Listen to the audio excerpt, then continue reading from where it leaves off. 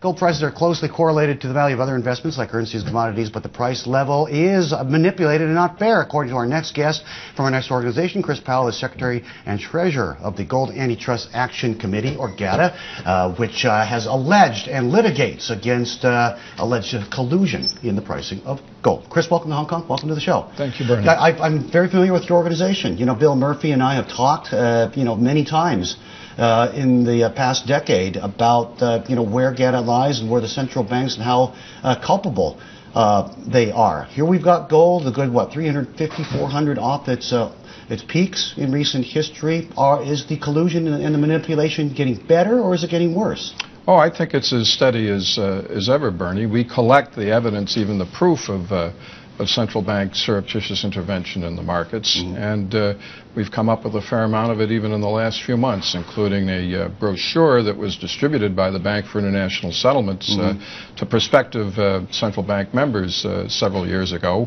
It advertises the BIS's services secretly intervening in the gold market. That brochure is posted at our internet site. Can you explain to, there may be many people out there in the audience who don't understand what the rationale is, for manipulating and artificially suppressing the price of gold. Why would anybody want to do that? I mean, central banks hold gold, so wouldn't they want the value of that to be as high as possible? Well, because gold is the reciprocal of their currencies, Bernie. They issue far more currency than they hold gold. There's much academic literature on this subject. Some of it was written by Lawrence Summers, who was then economics professor at Harvard, who became U.S. Treasury Secretary. There is a historic relationship between the price of gold and the real interest rate level and the value of government bonds. Central banks are interested in supporting their government bonds.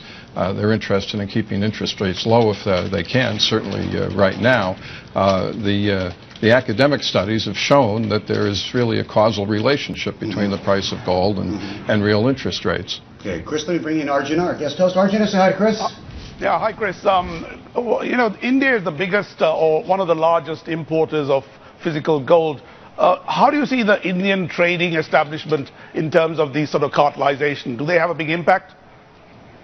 Well, certainly the Reserve Bank of India is always bludgeoning the people of India out of investing in gold. They're doing it right now. They raise taxes on gold. They urge people to turn in their gold for certificates. And there's some reason for that, because they see this great pool of wealth held in India that they don't think is invested productively. What they don't acknowledge is the people of India don't like the rupee as a currency. They trust gold. They don't trust the rupee. If the Indian government wants their people to invest more in rupee-denominated investments, they ought to take care of the rupee. Okay, Chris. It's interesting that throughout all the years, and you good folks at GATA have been very passionate about making your cause known.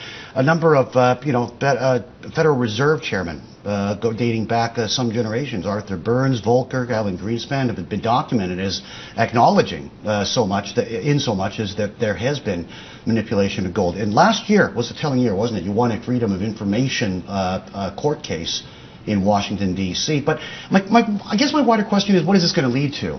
I mean, what is the end result going to be? Because you can be trying to hammer this message home, but well, we try to persuade investors, Bernie, that if they're purchasing gold, they better get real gold, metal.